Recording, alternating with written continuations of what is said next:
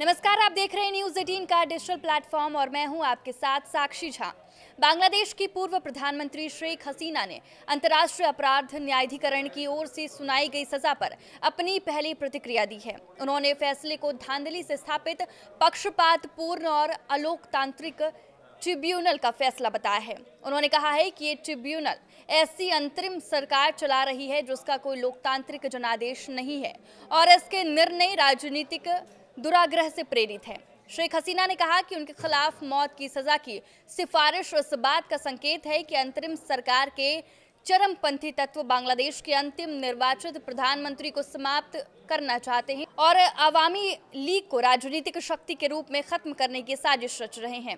शेख हसीना ने दावा किया है कि डॉक्टर मोहम्मद यूनुस के नेतृत्व वाली अंतरिम सरकार की अव्यवस्थित, हिंसक और समाज विरोधी कार्यशैली से जूझ रहे लाखों बांग्लादेशी इन झूठे मुकदमों से भ्रमित नहीं होंगे। उनका कहना है कि आईसीटी का ट्रायल ना तो न्याय दिलाने के लिए था और ना ही जुलाई-अगस्त 2025 की घटनाओं की सच्चाई सामने लाने के लिए।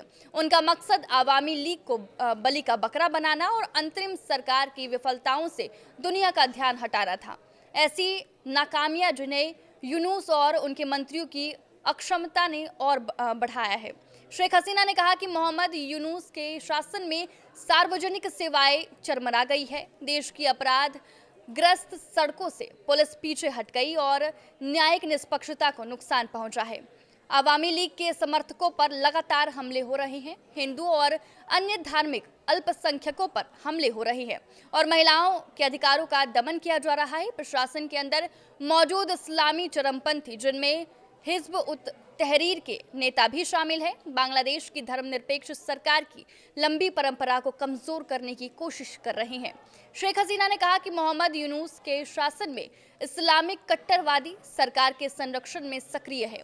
पत्रकारों को गिरफ्तार किया जा रहा है, आर्थिक विकास ठप हो गया है और यूनुस ने जानबूझकर चुनाव को टालते हुए देश की सबसे पुरानी पार्टी को चुनावी प्रक्रिया से बाहर रखा है। उन्होंने कहा है कि इन सबके सबूत अंतर्राष्ट्रीय मीडिया, एनजीओ और स्वतंत्र संस्थाओं के पास है। आईएमएफ की रिपोर्ट भी इसी ओर संकेत करती है, लेकिन इसके बावजूद अंतर्राष्ट्रीय समुदाय ने यूनुस शासन को स्वीकार कर लिया है, जबकि बांग्लादेश का कोई भी नागरिक इस सरकार के लिए वोट नहीं दे पाया। ये देश बांग्लादेश के लोगों का है और अगला चुनाव तभी सार्थक होगा जब वो स्वतंत्र, निष्पक्ष और समावेशी होगा। ढाका के अंतर्राष्ट्रीय अपराध न्यायाधिकरण ने पूर्व प्रधानमंत्री शेख हसीना को 2024 के छात्र आंदोलन में हुई हत्याओं के लिए मौत की सजा सुनाई।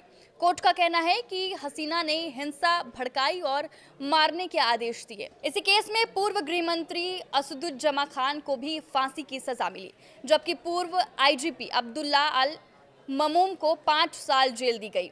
कोर्ट ने हसीना और खान की संपत्ति जब्त करने का आदेश भी दिया है। दोनों नेता 15 महीने से भारत में हैं। हसीना ने फैसले को राजनीतिक और पक्षपाती बताया है।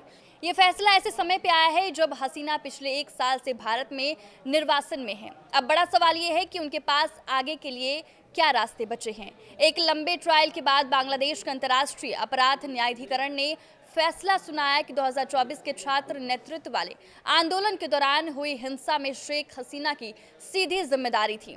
अदालत ने माना कि उन्होंने सुरक्षा बलों को कड़े और घातक बल का इस्तेमाल करने का आदेश दिया था। ये फैसला उनकी अनुपस्थिति में सुनाया गया क्योंकि वो अगस्त 2024 से भारत में रह रही हैं।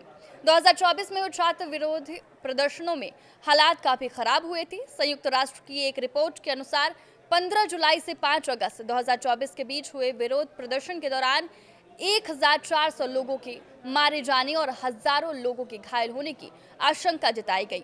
यह हिंसा 1971 के स्वतंत्रता संग्राम के बाद बांग्लादेश की सबसे भीषण अशांति बताई जाती है। आपकी इस वीडियो पर क्या राय है, हमें कमेंट करके जरूर बताएं। नमस्कार।